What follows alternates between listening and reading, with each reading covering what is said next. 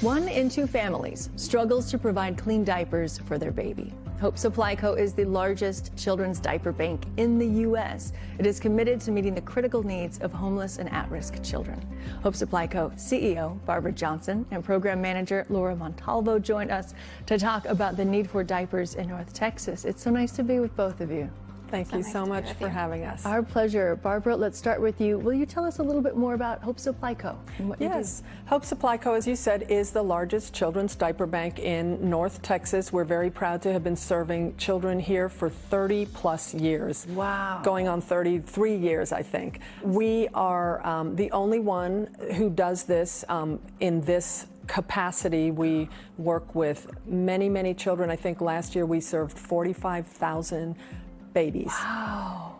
And Laura, let's talk about when it comes to diapers, can you paint a picture and just remind some of us out there how many diapers babies go through and the need? Right. It surprised me as well when I started working, but on average, babies can go through about 8 to 10 diapers a day.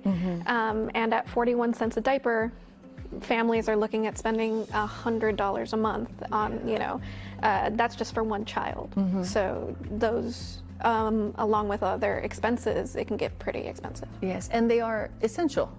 Help me understand that, because like what happens if you don't have the money? Yeah. I mean, the diaper need thing is a huge crisis that many people don't understand. If a baby is left in a soiled diaper for too long, which many, many babies are, they can develop some serious medical issues. Diaper rashes can become severe, urinary tract infections, along with just the mother being stressed out, the baby being stressed out mentally, and then a mother cannot leave her child at a daycare to go to work or school if she doesn't have the supply of diapers. So it's a big problem that dominoes throughout. Yes, I was just thinking life. that like one thing leads to another and none of it is good when you start with that initial problem. That's exactly right. Laura, let's talk about how you all come in and how you help. Right, so we do partner with about 50 agencies in North Texas, in Tarrant County and Dallas County, and all of these organizations, they range from homeless shelters, domestic violence shelters, there's pantries and other things that they do in their own communities, and we support them with diapers. And so a lot of that work that we do, we also started last year with running a pantry.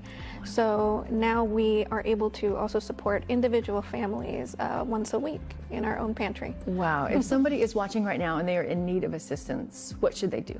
Sure. So our partners can help in a lot of different ways.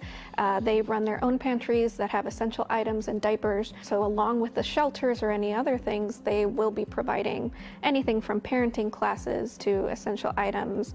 And we help them in that way. We supplement what we can do with our own diapers. Another thing that we do, last year we were very fortunate enough to start our own pantry.